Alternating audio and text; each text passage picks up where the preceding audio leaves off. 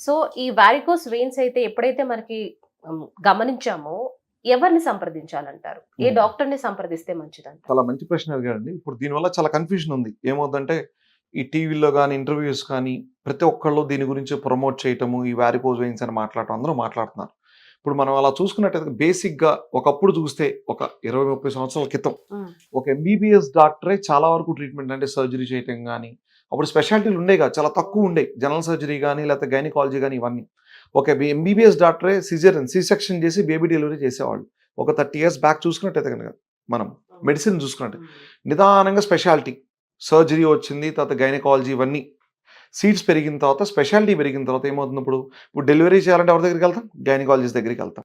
అలా కాకుండా ఇంకేదైనా సర్జరీ చేయించుకోవాలి అనుకుంటే గనక ఏమవుతుంది ఒకప్పుడు ఈ కొత్త ట్రీట్మెంట్స్ కానీ బ్రాంచెస్ లేనప్పుడు వారికోస్ వెయిన్స్ వచ్చినప్పుడు ఎవరి దగ్గరికి వెళ్ళాలి? జనరల్ సర్జన్ దగ్గరికి వెళ్ళేవాళ్ళు. కానీ ఇప్పుడు స్పెషాలిటీ గ్రో అయిన తర్వాత అంటే ఎంబీబీఎస్ చేసి ఎంఎస్ జనరల్ సర్జరీ చేసి దాని తర్వాత వాస్కులర్ సర్జరీ అంటే ఈ రక్తనాళాలకు సంబంధించి మనం 3 సంవత్సరాలు సూపర్ స్పెషాలిటీ చేస్తాం. ఓకే.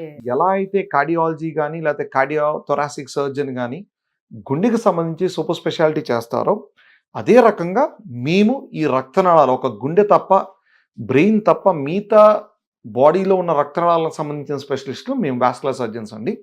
వాస్కులర్ సర్జన్ దగ్గరికి వచ్చినట్టయితే కనుక వాళ్ళకి ప్రాపర్ ట్రీట్మెంట్ అనేది ఖచ్చితంగా దొరుకుతుంది. వేరే డాక్టర్స్ దగ్గరికి వెళ్ళకుండా ఉన్నట్టు. ఎందుకంటే మేము అందులో స్పెషలిస్ట్ కాబట్టి. అందుకే వాస్కులర్ సర్జన్ దగ్గరికి వచ్చినట్టయితే కనుక కరెక్ట్ అయిన క్వాలిటీ ట్రీట్మెంట్, ప్రాపర్ ట్రీట్మెంట్ అనేది ఇలా దొరుకుతుంది వారికోస్ వెయిన్స్ పేషెంట్స్. ఏ టైంలో ట్రీట్మెంట్ తీసుకోవాలి? అసలు ఈ వారికోస్ వెయిన్స్ అవి కనిపించిన తర్వాత ముందుగా ఎటువంటి జాగ్రత్తలు తీసుకోవాలి? ఇప్పుడు మనకి ఇనీషియల్ స్టేజెస్‌లో ఇప్పుడు నేను చెప్పినట్టయితే ప్రివెన్షన్ అంటున్నాం. ఓకే. ఒకటి ప్రొలాంగ్డ్ స్టాండింగ్ ప్రొఫెషన్. ఎగ్జాంపుల్ నాలాంటి వాళ్ళు surgeons, policemen, bus conductors, teachers లేకపోతే ప్రెగ్నెంట్ లేడీస్. ఓకే. వీళ్ళల్లో ఏంటంటే అసలు మన కాళ్ళ మీద ఏమీ రక్తనాళాలు కనిపించట్లేదు. నార్మల్‌గా ఉన్నాయి. పెరగలేదు, ఉబ్బలేదు అనుకుంటే క్లాస్ 1 స్టాకింగ్స్ వేసుకున్నట్టయితే గనక ఈ ఫర్దర్‌గా వారికోస్ వెయిన్స్ రాకుండా మనం కాపాడుకోగలం. డే టైమ్ అంతా స్టాకింగ్స్ వేసుకోవాలి. ఒక రకమైన క్లాస్ 1 స్టాకింగ్స్ అని దొరుకుతాయి అవి వేసుకోవాలి. ప్రొఫైలాక్టిక్ అంటే ప్రివెంటివ్ మెజర్స్ ఇవి. హ్మ్. అలా కాకుండా కొంతమందికి ఆల్రెడీ కాళ్ళ మీద రక్తనాళాలు ఉబ్బుతాయి. కానీ సర్జరీ గానీ, లేజర్ గానీ, గ్లూ థెరపీ గానీ చేయించుకునే స్టేజ్‌లో లేదు. అంటే సివియర్ స్టేజ్‌లో గానీ, మోడరేట్ స్టేజ్‌లో, ఎర్లీ స్టేజ్‌లో ఉంది అని అనుకుంటే వీళ్ళు క్లాస్ 2 స్టాకింగ్స్ అనేవి వేసుకోవాలి. ఇందులో డిఫరెంట్ కంప్రెషన్ గ్రేడింగ్స్ ఉంటాయి. క్లాస్ 1 అస్సలు లేని వాళ్ళు వేసుకుంటే వారికోస్ వెయిన్స్ రావు. క్లాస్ 2 వచ్చిన వాళ్ళు వేసుకుంటే ఫర్దర్‌గా జబ్బు పెరగకుండా ఉంటది. అంతే తప్ప ఉన్న జబ్బునైతే మనం ఈ స్టాకింగ్స్ ద్వారా క్యూర్ చేయలేం. ఓకే. పెరగకుండా ఉంచగలం అంతే. ఈ క్లాస్ 2 స్టాకింగ్స్ వేసుకుంటే కనుక ఇది మనం ప్రివెంట్ చేయొచ్చు. నెక్స్ట్ స్టేజ్‌కి వెళ్ళకుండా అంటే కాళ్ళు వాపులు పెరగకుండా, నలుపులు కాకుండా, గాయం కాకుండా ఉండొచ్చండి. స్టేజ్‌ల గురించి మాట్లాడుతున్నారు కదా డాక్టర్ గారు. అసలు ఈ వెరికోస్ వెయిన్స్‌లో ఎన్ని స్టేజెస్ ఉంటాయి? అసలు ఏ స్టేజ్‌లో మనం దాన్ని కాపాడుకోగలం? అంటే ఇప్పుడు మనము మెడికల్ టెర్మినాలజీకి వచ్చేపాటికి మాది సి1, సి2, సి3, సి4, సి5, సి6 స్టేజెస్ అంటామండి. సిఏపి క్లాసిఫికేషన్ అంటాం. ఓకే. అది మన డాక్టర్స్‌కే మా సూపర్ స్పెషాలిటీ చేసిన వాళ్ళకి తెలుస్తది. మిగతా చాలా వరకు తెలీదు. ఓకే. ఇందులో కూడా ఎందుకొచ్చింది? ఎలా వచ్చింది? దీన్ని మనం ఇప్పుడు ట్రీట్ చేయొచ్చా? లేకపోతే కొన్ని రోజులు ఆగిన తర్వాత ట్రీట్ చేయొచ్చా అన్న దానికి వాస్కులర్ సర్జన్ అయితే తప్ప తెలీదు క్లారిటీగా. ఓకే. దీనికి మనం అదే గనక అల్ట్రాసౌండ్ పాయింట్ ఆఫ్ వ్యూ చూస్తే స్టేజింగ్‌లో కొంతమంది గ్రేడింగ్ ఆఫ్ రిఫ్లెక్స్ అంటారు. రక్తము కిందకి నుంచి పైకి వెళ్ళకుండా రివర్స్ లీక్ అవడం దాన్ని గ్రేడింగ్ అంటాం. Grade 1, grade 2, grade 3, grade 4 reflexes అంటాం. ఈ రకంగా చూసుకున్నట్టయితే ఎర్లీ స్టేజ్‌లో గ్రేడ్ 1, గ్రేడ్ 2 రిఫ్లెక్స్ ఉండి కాళ్ళల్లో సింప్టమ్స్ ఎక్కువగా లేవు, నలుపులు గాని, వాపులు గాని లేకుండా ఉంటే గనక స్టాకింగ్స్‌తో మేనేజ్ చేయొచ్చు. అలా కాకుండా గ్రేడ్ 3, గ్రేడ్ 4 నెక్స్ట్ రిఫ్లెక్స్ ఎక్కువ లీక్ అవుతుంది. అంటే పేషెంట్ పడుకున్నా సరే బ్లడ్ పైకి వెళ్ళకుండా రివర్స్ లీక్ అవుతుంది అని అనుకుంటే లాస్ట్ స్టేజ్ అంటాం. దీన్ని కంపల్సరీ ట్రీట్మెంట్ చేయించుకోవాలి. ఇంకొకటి ఏంటంటే రిఫ్లెక్సే కాకుండా గ్రేడింగు ఈ రక్తనాళ ఉబ్బటం నార్మల్‌గా మనకి ఆ వెయిన్ ఏదైతే ఉందో నార్మల్‌గా చూస్తే 3-4 ఎంఎం ఉంటది. 3-4 మిల్లీమీటర్లు ఉంటది. అలా కాకుండా ఈ రక్తం ఎక్కువ లీక్ అయినప్పుడు అది 5 ఎంఎం కంటే ఎక్కువ అవుతా ఉంటది. దీనికి సంబంధించి మనము డయామీటర్స్ పెరిగినా సరే చుట్టుకొలతలు, ఈ రిఫ్లెక్స్ ఎక్కువ ఉన్నా సరే గ్రేడింగ్‌లో క్లినికల్‌గా కూడా ఒకసారి చూసుకుంటే ఏమవుద్దంటే రిఫ్లెక్స్ అనేది ఈ గ్రేడింగ్ అనేది సబ్జెక్టివ్. చేసే రేడియాలజిస్ట్ బట్టి ఉంటది. ఓకే. అందుకే ప్రతి ఒక్కళ్ళు నుంచోబెట్టి ఈ డాప్లర్ స్కాన్ చేపించుకుంటే మనకు క్లారిటీగా తెలుస్తది. మనకు పెరిఫెరీ నుంచి వచ్చేవాళ్ళు ఎలా ఉంటారంటే అండి, టౌన్ నుంచి వచ్చేవాళ్ళు పడుకోబెట్టి చేస్తారు. అలా కాదు నుంచోబెట్టి స్కాన్ చేసుకోవాలి. ఈ గ్రేడింగ్ అనేది తెలియాలి. చుట్టుకొలతలు అనేది తెలియాలి. మన తొడభాగం ఎంత ఉంది, రక్తనాళం, పిక్క భాగం ఎలా ఉందో తెలియాలి. క్లినికల్‌గా కూడా జబ్బెంతో తెలియాలి. ఇవి చూసుకొని మనము నెక్స్ట్ క్యూర్ అంటే సర్జరీయా, లేజరా, గ్లూ థెరపీ అనేది మనం నిర్ధారించాలి. ఈ థెరపీల విషయానికి వస్తే ఈ యొక్క వెయిన్స్ ఎక్కువ నొప్పులు రావడం వరకు అంటే ఎక్కడ వరకు మనం దాన్ని స్టాప్ చేయగలమంటే అది ఇప్పుడు 2 స్టేజెస్ అన్నారు కదా డాక్టర్ గారు. ఆ స్టేజెస్ కాదండి, ఇప్పుడు మీరు క్లినికల్ గా చెప్తాను. ఇప్పుడు మీ ఈ రేడియాలజికల్ గా స్కాన్ ద్వారా అయితే ప్రేక్షకులకు చూసే వాళ్ళకి అర్థం కాదు, దానికి కన్ఫ్యూజ్ అవ్వద్దు. ఒకటి క్లినికల్ గా అంటే ఒకటి మన కాళ్ళ మీద రక్తనాళాలు ఉబ్బినాయి, ఓకే, స్కాన్ డాక్టర్ చూసి వాస్కులర్ సర్జన్ చూసి డిసైడ్ చేస్తాడు అది చేయించుకోవాలా లేదా అని, లేకపోతే స్టాకింగ్స్ తో కంటిన్యూ చేయాలా, కొన్ని సంవత్సరాల తర్వాత చేద్దామన్న దాన్ని, ఓకే.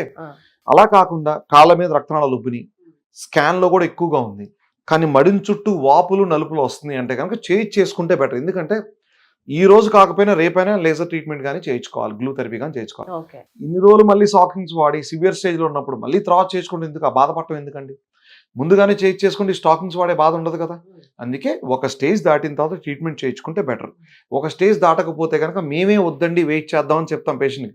ఒక 6 నెలల తర్వాత రండి, 2 సంవత్సరాల తర్వాత రండి, 3 సంవత్సరాలు. నాకు చూసినట్టయితే పేషెంట్ నేను 10 సంవత్సరాలు ప్రాక్టీస్ చేస్తున్నాను ఇక్కడ. నాకు 5 సంవత్సరాల పేషెంట్ కూడా ఇప్పుడు వస్తారు, డాక్టర్ గారు మీరు ఇప్పుడు వద్దన్నారు ఇప్పుడు చేయించుకోవచ్చా అని. అందుకే స్టేజింగ్ చేయటమా వద్దన్నది వెరీ ఇంపార్టెంట్. ఇంకోటి ఇది పేషెంట్ కాంప్లైన్స్ కూడా. కొంతమంది స్టాకింగ్స్ నేను వాళ్ళని డాక్టర్ గారు నాకు వారికోస్ వెయిన్స్ ఉంది చేసుకోవాలి అంటే అప్పుడు కూడా చూస్తాను ఎక్కువ ఉందా లేదా అని పేషెంట్ కన్విన్స్ చేసి చెప్తాను అన్నమాట. వద్దండి మీకు ఇనిషియల్ స్టేజ్లో ఉంది ఇప్పుడు వద్దు, 2 సంవత్సరాల తర్వాత రండి అని చెప్తాను. అది వెరీ ఇంపార్టెంట్. రైట్ డాక్టర్ గారు, ఈ సెకండ్ స్టేజ్ వచ్చే ముందు ఎక్కువగా మనం ఎటువంటి పెయిన్స్ కి గురవుతూ ఉంటామంటారు? అంటే ఒకటి మనకి ఇందా చెప్పినట్టు కాళ్ళల్లో బరువుగా ఉంటాం, ఒక 4-5 గంటలు నుంచుంటే కనుక కాళ్ళ మీద ఒక బండరాయి కట్టినట్టు ఉంటాం, హెవీగా ఉంటాం. ఆ హెవీనెస్ అనేది ఉంటుంది కాళ్ళలో, మోకాల కింద భాగంలో, పిక్క భాగంలో రాత్రిపూట క్రాంప్స్ రావటం, బ్లడ్ అక్కడే ఉండిపోయి పిక్కలు పట్టుకుపోతాయి అంటారు చూసారు, రాత్రిపూట పిక్కలు పట్టుకుపోవడం జరుగుతుంది, హెవీనెస్ బరువుగా ఉండటం జరుగుతుంది, లేదంటే పిక్కల్లో నొప్పిగా ఉంటుంది రాత్రిపూట పడుకున్నప్పుడు. కొంతమంది సౌండ్స్ వస్తూ ఉంటారు, దీనికి దానికి సంబంధం ఏం లేదండి, సౌండ్స్ కానీ నీ సౌండ్స్ అవి నీ సౌండ్స్ కానీ వారికోస్ వెయిన్స్ సంబంధం లేదు. అది నీ ప్రాబ్లం లేదని ఉంటే కనుక మడిచినప్పుడు పడుకున్నప్పుడు కానీ సౌండ్స్ వస్తాయి. అండ్ ఇంకా స్టేజ్ నలుపులు గాయాలు వస్తున్నాయి 100% చేయించుకోవాలి, అందులో డౌటే లేదు ట్రీట్మెంట్ అని. చాలా మంది అడిగే క్వశ్చన్ ఏంటంటే డాక్టర్ గారు, ఈ వారికోస్ వెయిన్స్ అనేవి కనిపించిన తర్వాత ఎక్కువగా వాకింగ్ చేయడం మంచిదేనా అంటారు? డెఫినెట్ గా అండి, వారికోస్ వెయిన్స్ వచ్చిన వాళ్ళలో కంపల్సరీ వాకింగ్ అనేది వెరీ ఇంపార్టెంట్. బ్లడ్ ఫ్లో సక్రమంగా కింద నుంచి పైకి వెళ్తుంది. ఎందుకంటే మన కాఫ్ పంప్ అంటే మన పిక్ అనేది సెకండ్ హార్ట్ అంటాం, ఇది మేజర్ హార్ట్ అయితే సెకండ్ హార్ట్ అంటాం. ఏమవుతుంది, మనం ప్రతి ఒక్కసారి వాక్ చేసి నడిచినప్పుడు ఆ కాఫ్ కంప్రెస్ అవుతుంది, అంటే అక్కడ ఉన్న కండరం కాంట్రాక్ట్ అయిపోయి, ఓకే, దానివల్ల బ్లడ్ ఫ్లో పైకి పుష్ చేస్తూ ఉంటుంది. అందుకే walking is very good for varicose veins patients. ఇంకోటి వారికోస్ వెయిన్స్ ఆల్రెడీ ఉన్నవాళ్ళు స్టాకింగ్స్ వేసుకుని వాకింగ్ చేసినట్టయితే కానీ ఇంకా బెటర్గా పనిచేస్తుంది ఎక్సర్సైజ్, వాకింగ్ ఎక్సర్సైజ్. రైట్. ఎక్కువగా ఇంకో వినిపించే మాట ఏంటంటే ఈ వారికోస్ వెయిన్స్ కి గుండె జబ్బుకి ఏమైనా కారణాలు ఉంటాయా అని అడుగు. లేదండి, వారికోస్ వెయిన్స్ కి హార్ట్ కి సంబంధించిన దానికి కారణాలు కనెక్షనే లేదు. ఎందుకంటే వారికోస్ వెయిన్స్ గుండెకి తీసుకెళ్లే రక్తనాళాలు, అది కూడా సూపర్ఫిషియల్ వెయిన్స్. డీప్ వెయిన్స్ అయితే కనుక కనెక్షన్ ఉంటుంది తప్ప సూపర్ఫిషియల్ వెయిన్స్ కన్నా గుండెకి కనెక్షన్ ఉండదు. ఒక్కొక్కసారి చాలా రేర్గా ఏమవుతుందంటే ఒకసారి రక్తం గడ్డగట్టినప్పుడు ఒక్కొక్కసారి క్లాట్ మిస్ అయిపోయి గుండె ద్వారా లంగ్స్కి వెళ్తే తప్ప అది కూడా చాలా రేర్. వారికోస్ వెయిన్స్ ఉన్నవాళ్ళు గుండెకి ఏదైనా ప్రాబ్లం వస్తుందని మాత్రం అపోహ చెందొద్దు. ఇట్స్ ఎ మిత్ అది, ఓకేనా. దానివల్ల హార్ట్కి ఎటువంటి ప్రాబ్లమ్స్ రావు. హిట్ టీవీ యాప్ ని డౌన్లోడ్ చేసుకోండి. ఇందులో short news, live news, entertainment movies అన్ని అవైలబుల్ గా ఉన్నాయి. Please download Hit TV app. Hit TV app. Hit TV యాప్ని ఫ్రీగా డౌన్లోడ్ చేసుకోండి.